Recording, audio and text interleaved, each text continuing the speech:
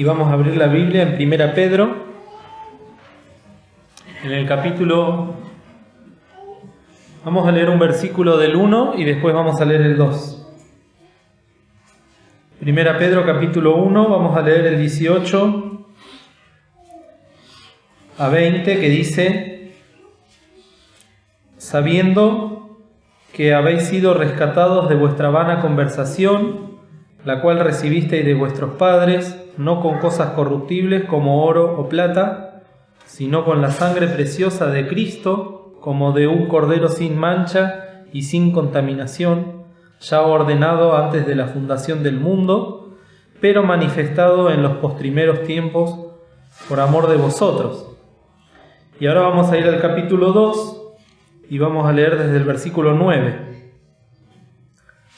Mas vosotros sois linaje escogido, real sacerdocio, gente santa, pueblo adquirido, para que anunciéis las virtudes de aquel que os ha llamado de las tinieblas a su luz admirable. Vosotros, que en el tiempo pasado no erais pueblo, mas ahora sois pueblo de Dios, que en el tiempo pasado no habíais alcanzado misericordia, mas ahora habéis alcanzado misericordia. Amados, yo os ruego como extranjeros y peregrinos, os abstengáis de los deseos carnales que batallan contra el alma, teniendo vuestra conversación honesta entre los gentiles, para que, en lo que ellos murmuran de vosotros como de malhechores, glorifiquen a Dios en el día de la visitación, estimándoos por las buenas obras. Hasta acá la lectura de la palabra de Dios, y vamos a dar lugar al hermano Marco para que pueda seguir con la reunión. Bien, hermanos, como venimos considerando ya hace un tiempo este libro, esta carta, esta epístola del apóstol Pedro, y como siempre decimos, es hacia un grupo de judíos que habían sido esparcidos por la persecución, y es una carta que justamente, como siempre lo repasamos, tiene el propósito de alentar a aquellos en el medio del sufrimiento y darles una esperanza en el medio de ese sufrimiento. Y bien como leyó Alfredo, y como hemos escuchado también en la reunión anterior, la realidad es que cada uno de nosotros hemos sido, como dice en el versículo 2 del capítulo 1, elegidos según el conocimiento de Dios. No contra nuestra voluntad, ni porque Dios elige a unos y a otros no, pero sí Dios conoce a quienes van a aceptar a Cristo Jesús como Salvador personal. Y en ese conocimiento de Dios, que como hemos leído, que sabemos que hemos sido rescatados por la obra de Cristo, que hemos sido rescatados y limpiados no por obra humana, sino por la sangre, como hemos leído, preciosa de Cristo, como de un cordero sin mancha y sin contaminación. Y esto es porque hemos creído un día, por la gracia de Dios, en el anuncio que se nos fue hecho. Un día fueron abiertos nuestro espiritual entendimiento para poder ver, como decía nuestro hermano en la reunión anterior, y reconocer y arrepentirnos de nuestros pecados, de nuestras faltas, y pedirle perdón a Dios por aquellas cosas que han causado que Cristo tenga que morir en la cruz por cada uno de nosotros, comenzando por mí mismo. Entonces, bien cabe aclarar que Cristo en la cruz del Calvario deshizo todos nuestros pecados.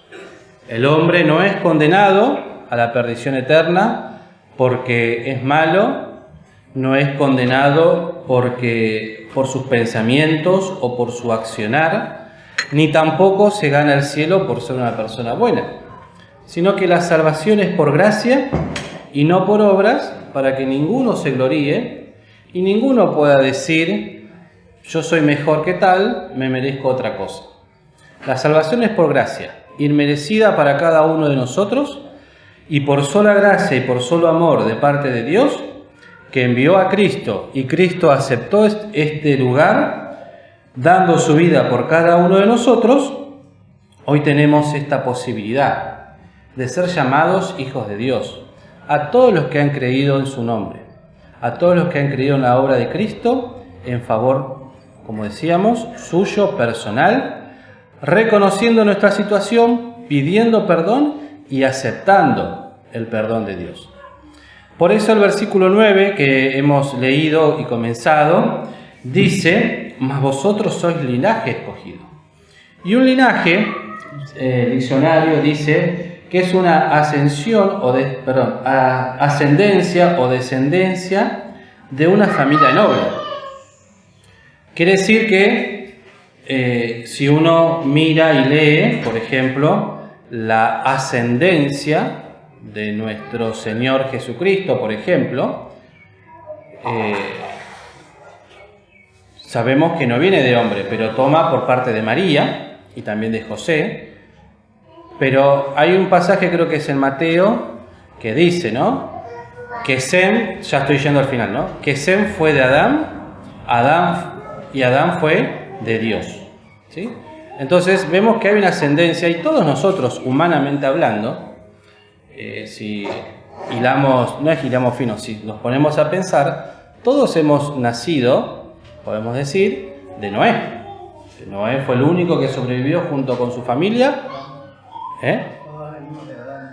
Por eso, ahora voy al punto. La humanidad fue destruida con el diluvio, quedó Noé y de Noé sus 3 hijos. Ahora, Noé, que eso viene de Sem, que es el hijo de Adán, Sem viene de Adán y Adán de Dios. O sea, todos salimos físicamente hablando. Set, gracias Martín, Set, no es Sem, Set, no, Set. Todos salimos de Dios, de Adán. Y ese detalle no podemos olvidarlo. Pero ahora se nos dice que pertenecemos a un linaje de nobles, por eso mencionábamos el texto anterior del libro de Juan, ¿no? Se nos dio la posibilidad de ser llamados hijos de Dios. Somos hijos de Dios. ¿Por qué? Porque tenemos el Espíritu de Dios. Por lo tanto, somos de un linaje escogido, de un linaje especial, único e irrepetible. A tal punto que a los que no vienen a la escuela dominical les aconsejaría que lo hagan, porque también estamos viendo ahora muchas cosas que hacen al Antiguo Testamento y al libro de Génesis, y hemos estudiado que en el caso del pueblo de Israel, Dios se hizo de un hombre al cual llamó y prometió una descendencia, y a partir de ese hombre que fue Abraham y luego de Isaac, se hace y se hizo de un pueblo, lo estudiamos un poquito la semana pasada, que el propósito del pueblo de Dios, ¿cuál era? Dios quería ¿qué cosa? Había 3 puntos, o 4 si no me equivoco, en los cuales Dios decía, bueno, yo quiero un pueblo y lo quiero para tal cosa. El primer punto era un pueblo que tenga plena dependencia de Dios. ¿Sí? Era un pueblo, Israel era un pueblo que no podía, por sus propios medios, hacer nada. ¿Sí? Necesitaba del auxilio de Dios. Era un pueblo rebelde, como todos nosotros, pero un pueblo que Dios lo eligió, lo apartó, lo preparó para Él. ¿Por qué? Porque Él quiere, y quiere hasta el día de hoy, ver su obra manifestada en ese pueblo. Un pueblo que hoy no reconoce a Cristo, ni la obra de Cristo, pero que Dios, por amor a su pacto con Abraham, no puede despreciarlo, no se puede olvidar, y lo ha de sostener por testimonio también. Ahora, nosotros hemos sido también, ahora somos un pueblo distinto. ¿Por qué? Porque gozamos de la bendición de ser llamados hijos de Dios. Hemos aceptado a Cristo Jesús como nuestro Salvador personal hemos sido escogidos según el conocimiento de Dios y tenemos podemos decir, somos linaje de un noble, de un rey, lo cual nos pone en una posición, que ahora luego lo vamos a mencionar, de suma responsabilidad. Pero también dice acá, real sacerdocio. Y este real sacerdocio, que cada uno de nosotros también tenemos esta responsabilidad, los invito a buscar si quieren, si no, no hace falta lo escuchen, dice en el Apocalipsis 1:6, y nos ha hecho reyes y sacerdotes para Dios y su Padre. Entonces Cristo, el testigo fiel, el cual nos amó y nos ha lavado de nuestros pecados con su sangre, no solamente nos ha hecho hijos de Dios, sino reyes y sacerdotes. Y yo pensaba esta tarde un poquito en este tema, y esta mañana hemos estudiado de la experiencia, no sé si todas las clases, pero por lo menos con los jóvenes lo mencionamos muy rápidamente, la experiencia de Abraham y Isaac, cuando Dios le manda a Abraham para ir a sacrificar a un lugar especial y va con su hijo y con unos mozos, no me acuerdo si eran uno o dos, y cuando van subiendo, llegando al lugar, el joven Isaac le pregunta al padre, he aquí la madera, he aquí el lazo y el fuego, ¿dónde está el cordero? ¿O dónde está la víctima? Y Abraham responde, Dios proveerá. Y decíamos, ¿no?, en la clase, qué experiencia también para Isaac y para Abraham, que justamente Isaac llevaba en sus manos aquellos elementos por los cuales iba a ser sacrificado, ¿sí?, que iba a ser atado y iba a ser presentado en sacrificio. Y pensando en esto de reyes y sacerdotes y real sacerdocio, esta experiencia de Abraham la podemos tomar desde los dos puntos de vista. Primero, desde el punto de vista de Abraham. Cuando Abraham es llevado para sacrificar lo más amado que tenía, nada más y nada menos que aquello que Dios le había prometido, el hijo de la promesa. Y es curioso porque en esta experiencia no se la menciona a Sara. Es una experiencia directamente que Dios tenía que tratar con Abraham. Y Abraham está dispuesto a hacerlo, a tomar este lugar de tomar a su hijo, a su único hijo, y presentarlo delante de Dios y de degollarlo, de matarlo. Entonces, en una experiencia que cada uno de nosotros puede tomar es si, cuando hablamos de real sacerdocio, es si estamos dispuestos, primeramente, a sacrificar aquellas cosas que nosotros amamos en lo íntimo, lo cual abarca todos los aspectos de nuestra vida. Pero particularmente, uno puede decir, bueno, dejar un pecado, dejar algo, pero ¿qué es lo más difícil de crucificar? Nuestra vida, nosotros mismos. ¿Qué es lo que más amamos y más protegemos? Por sobre nuestros gustos o sobre nuestra familia, sobre lo que nos rodea o lo que formamos en nuestra vida, lo que más amamos es nuestra integridad espiritual, personal, lo que somos, nuestros derechos, nuestra forma de pensar, nuestra forma de vivir. Y la pregunta que cae de maduro, ¿no? ¿Estoy dispuesto a sacrificarlo y entregarlo a Dios? Pero por otro lado, nos podemos poner en el lado de Isaac. Isaac se piensa que tenía 20 años aproximadamente, y Abraham ya era un hombre de 120 años. La diferencia de fuerza, decía el hermano, podía ser notable, pero que Isaac no presenta resistencia. Y ahora, como Isaac, poniéndonos en el lugar, yo le decía, ¿no? Les preguntaba a los chicos, ¿qué haríamos nosotros si alguien nos quiere atar para clavarnos un cuchillo en medio del pecho, en la garganta? ¿Qué haríamos? Sí, está bien, acá estoy, tranquilo, me presento, dale nomás, ¿no? Pelearíamos, no quisiéramos hacerlo. Y es lo que nosotros hacemos con Dios. Porque cuando Dios quiere que yo sea... Por eso en el libro de Romanos dice, ¿no? Os ruego por las misericordias de Dios que presentéis vuestros cuerpos en sacrificio vivo. Es presentarme delante de Dios, dejar que Dios ate mi carne y que haga lo que tiene que hacer. Entonces, de una u otra manera, en esa experiencia de padre e hijo, si nosotros nos ponemos de un lado o del otro, nos vamos a dar cuenta que estamos faltos en esta experiencia. Primero, de entregar por voluntad propia, y en segundo lugar, dejar que otro tome lo que tiene que tomar. No estoy dispuesto a crucificarme voluntariamente, ni tampoco estoy dispuesto a que Dios pueda hacer conmigo lo que Él quiere. Entonces, cuando Pablo le ruega a los romanos, os ruego por las misericordias de Dios, la misericordia de Dios, la gracia de Dios, se manifestó a través de Jesucristo. Quiere decir que es por Cristo, el Cristo de Dios, que nos ruega que nos presentemos en sacrificio vivo, agradable a Dios.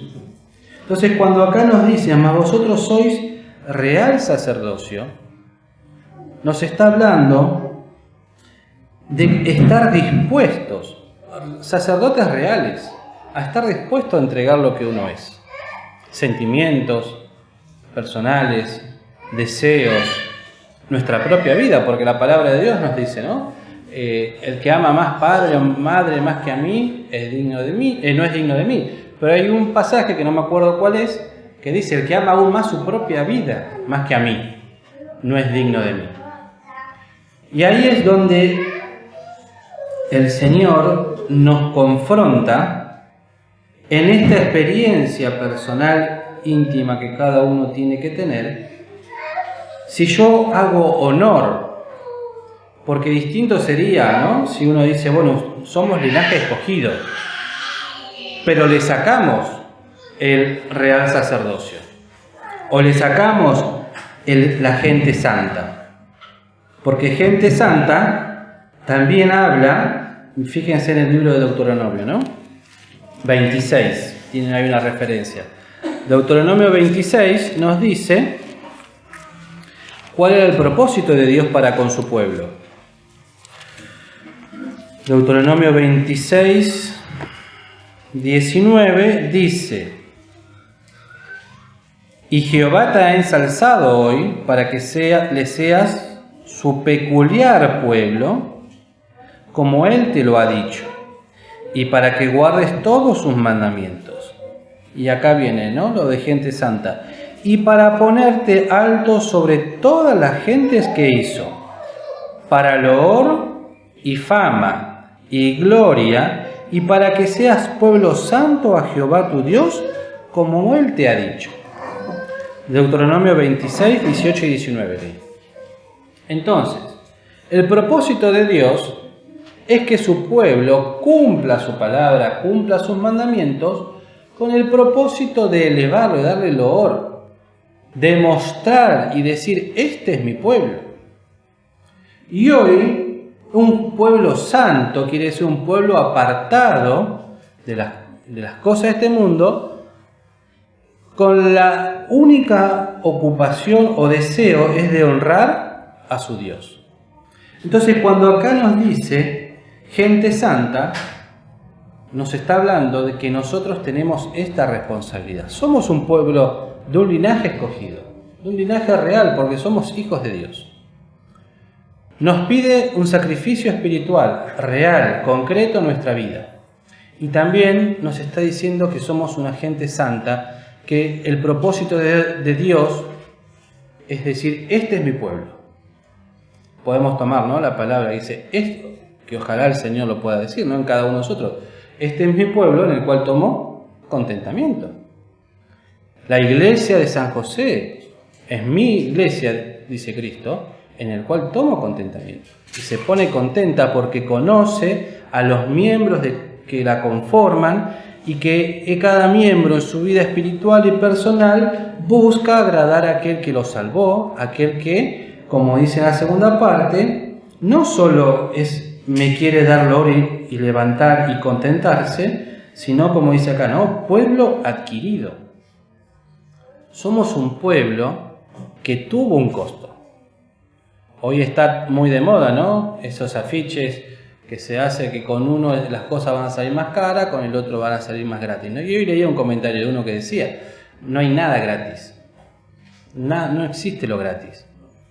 Entonces, Cristo nos tuvo que adquirir, como escuchábamos en la cena, ¿no? A través de un sacrificio, de un sufrimiento, de una experiencia espiritual de parte de Cristo, de ir a la cruz por amor a nosotros, para poder hacerse de un pueblo al cual quiere darle todas las cosas.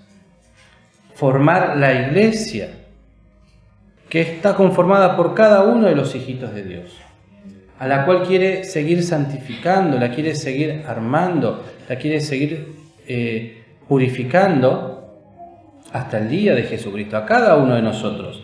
Entonces, esa es una de las grandes responsabilidades que nosotros tenemos para cumplir lo que Él dice y nos pide, como sigue en el versículo 9, para que anunciéis las virtudes de aquel que os ha llamado, ¿de dónde? De las tinieblas a su luz admirable. Y esto es una consigna que ayer la poníamos en práctica un poquito en la ¿cómo se llama? En la reunión de jóvenes, que es para pensar. Y yo les decía a los jóvenes, bueno, a ver, díganme ustedes, ¿cuáles son los beneficios de ser un joven cristiano? Díganme ustedes, bueno, ¿por qué yo tendría que convencer a alguien y decirle, bueno, vos tenés que aceptar a Cristo Jesús como tu Salvador? ¿Por qué? ¿Qué beneficios a tu vida ha traído ser un hijo de Dios? Por eso cuando dice, para que anunciéis las virtudes, entonces cada uno de ustedes, no lo voy a preguntar ahora, pero piense, ¿qué testimonio da uno mismo personalmente si tuviese que predicar, anunciar a otros y decirle, vos tenés que ser cristiano por esto, esto y esto? Porque Cristo hizo esto en mi vida. Uno puede decir, bueno, porque es mi Salvador, porque voy al cielo y no me voy al infierno. Sí, pero eso solo. ¿No hay otra obra, algo que yo pueda decir? No, yo sé que Cristo en mi vida me ayudó, en mi vida estuvo cuando lo necesité, me ayudó a sobrepasar estas pruebas, estas tentaciones, me socorrió cuando lo necesité, y es todo lindo cuando Cristo está conmigo. Pero no nos olvidemos que Él también demanda de nosotros. Y uno de los jóvenes decía ayer, ¿no? Es lindo, pero también tiene padecimientos ser cristiano. Y bueno, esos padecimientos, ¿por qué son? Porque justamente no queremos cumplir esa partecita tan importante que está ahí, que dice real sacerdocio.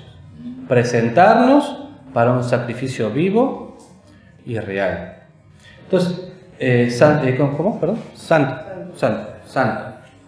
Entonces, el propósito, fíjense, lo que el apóstol Pedro les dice, sois un linaje escogido, son real sacerdocio, gente santa, pueblo adquirido para esto, este propósito, anunciar a los que aún no son parte de la iglesia las virtudes, las cosas que Dios ha hecho por nosotros, las promesas que Él nos ha dejado escritas, las promesas que Él tiene para cada uno de sus hijos, y por sobre todas las cosas, porque me llamó de las tinieblas a su luz admirable. Anunciar con convencimiento, con convicción. Y ayer decía uno de los jóvenes, no sé quién fue, que decía, no, y aparte el gozo del cristiano. Y uno le digo a los chicos, bueno, la verdad que la parte del gozo habría que verla porque estaban todos así. Todos eso, miraban. Y bueno, ¿qué gozo muestra el cristiano? Porque lo que uno ve desde acá a veces no es la cara de mayor gozo tampoco. Serio, mirando, escuchando. Bueno, en fin. ¿Cuál es el gozo que el cristiano presenta? Yo anuncio las virtudes del Señor, anuncio que el Señor es mi sostén, anuncio el gozo que el Cristo quiere hacer en mi vida, el amor fraternal, la paciencia, la tolerancia, la benignidad. ¿Qué testimonio estoy dando? Entonces Pedro les habla a estos para que, a pesar de lo que estaban sufriendo, no se olviden del propósito de Dios. A pesar de lo que estén viviendo o de lo que Dios había permitido en sus vidas, puedan seguir anunciando que para un cristiano el fin no es las cosas de aquí abajo, sino las de arriba. Y eso es lo que muchas veces nos cuesta, y me cuesta particularmente aplicarlo a mi vida personal. Dice el versículo 10, vosotros, que en el tiempo pasado no eras pueblo, mas ahora sois pueblo. Que en tiempo pasado no habías alcanzado misericordia, mas ahora habéis alcanzado misericordia. ¿Y esto por qué? Por la obra de Cristo en favor de cada uno de nosotros, por la fe en su obra, por reconocer y arrepentirme. Está esa posibilidad. Nosotros lo hemos alcanzado. Amados, versículo 11. Yo os ruego, como extranjeros y peregrinos, que os abstengáis de los deseos carnales que batallan contra el alma. Este versículo es justamente lo que veníamos diciendo. Es el negarse a uno mismo. Si yo fui rescatado, bueno, me tengo que abstener de estos deseos carnales que en el tiempo de Pedro habrán sido otros, distintos tal vez a los que hoy estamos viviendo o tenemos posibilidad de acceso, donde la vida era distinta en aquella época, por muchas cuestiones, pero que la carne no cambia y sigue estando. Y abstenerse es privarse de algo. Entonces, los deseos de la carne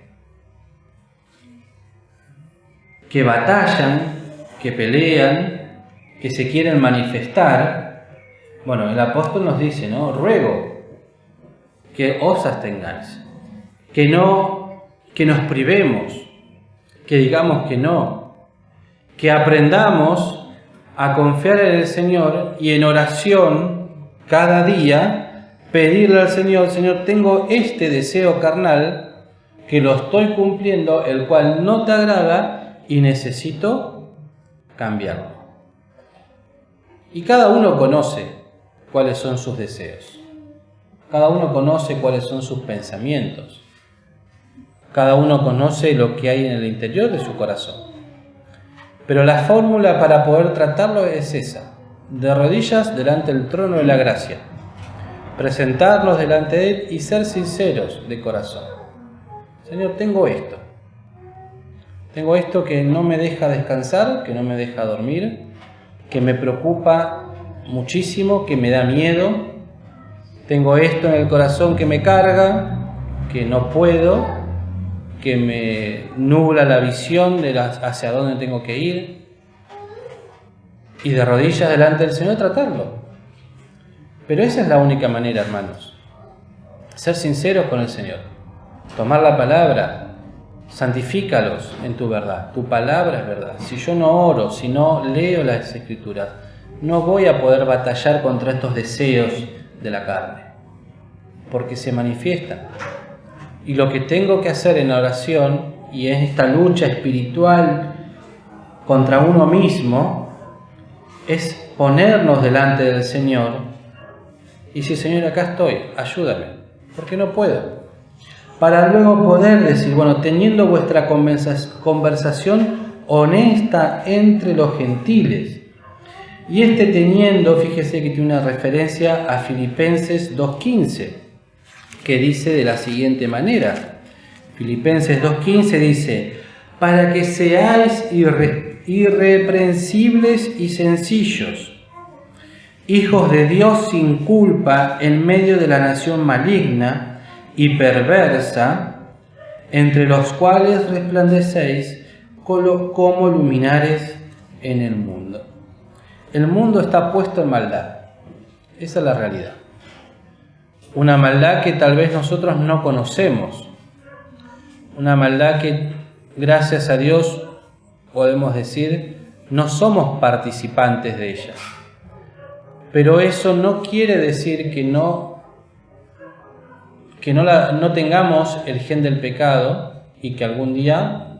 O sea, lo que quiero decir es que nosotros podemos ser malos iguales que el mundo. Pero tenemos ahora el Espíritu de Dios que trabaja en nosotros, que nos ha bendecido, que nos permite escuchar la palabra y nos protege y nos guarda. Y muchas de esas cosas que hoy en el mundo se mueven, nosotros no somos participantes. Pero la realidad es que acá el apóstol Pablo dice, ¿no? Seáis irreprensibles y sencillos. O sea, que no haya nada que el enemigo nos pueda avergonzar. ¿Y en cuántas cosas somos avergonzados delante del Señor? Porque no actuamos como tenemos que actuar, porque no actúo, lo voy a hacer en forma personal como lo debería hacer. Y hay un versículo ahora que me viene a la mente que no me acuerdo dónde está, que dice, ¿no? Para que el enemigo no tenga nada de que... No tenga nada a mal ninguno que decir de vosotros. ¿Sí?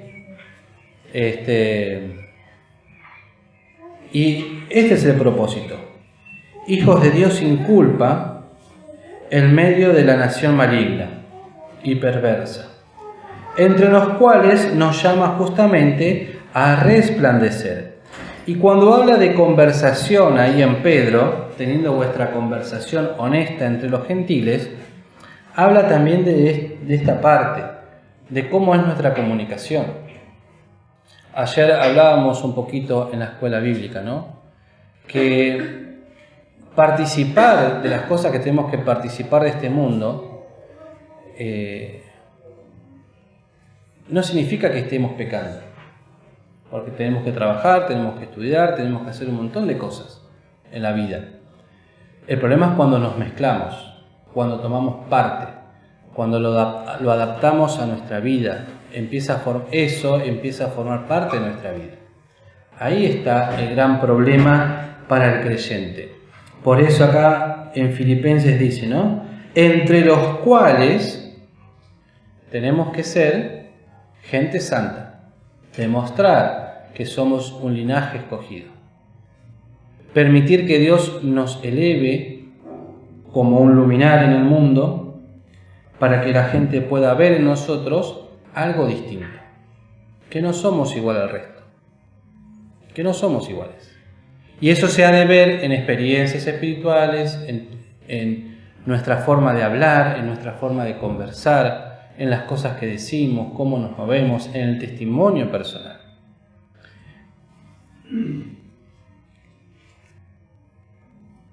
El Pedro continúa, para que los que ellos murmuran de vosotros como de malhechores, glorifiquen a Dios en el día de la visitación, estimándoos por las buenas obras. Y esto es lo que nos llama el Señor, queridos, a un examen personal, a presentarnos delante de Él para poder cada día buscar esta santificación en nuestra vida personal, ser de testimonio espiritual, ser dignos de lo que somos, un linaje escogido, ser dignos de esto que Cristo hizo por nosotros, que murió en la cruz por nuestros pecados, por nuestras faltas, que nos adquirió, y que Él pueda tomar contentamiento en nosotros para poder cumplir así su obra. Que Él está formando todavía, aún faltan almas que se conviertan, pero las señales de los tiempos anuncian que Cristo viene pronto. Y ojalá venga pronto, porque cada vez la maldad, las situaciones están empeorando a lo largo del mundo. Las cosas que el mundo se ha propuesto en esa famosa Agenda 2030, que nos falta mucho, faltan 6 años. Hay que ver si se cumple o no, si llegan o no. Pero la realidad es que Cristo viene pronto. Bueno, ¿cómo ha de hallarnos el Señor? ¿Qué nos tendrá qué será quemado en el tribunal de Cristo? Bueno, que el Señor nos ayude también en esta experiencia espiritual de un examen personal, de abstenernos a los deseos carnales, a batallar contra ellos y sujetarnos al Señor, porque no nos olvidemos que todo lo que Dios quiere para nosotros es nuestra santificación, nos quiere bendecir, nos quiere sostener, nos quiere ayudar. Que el Señor nos ayude, queridos hermanos, en esta semana que comienza, a tratar de vivir de a poquito estos pequeños pensamientos que hemos esbozado en esta noche.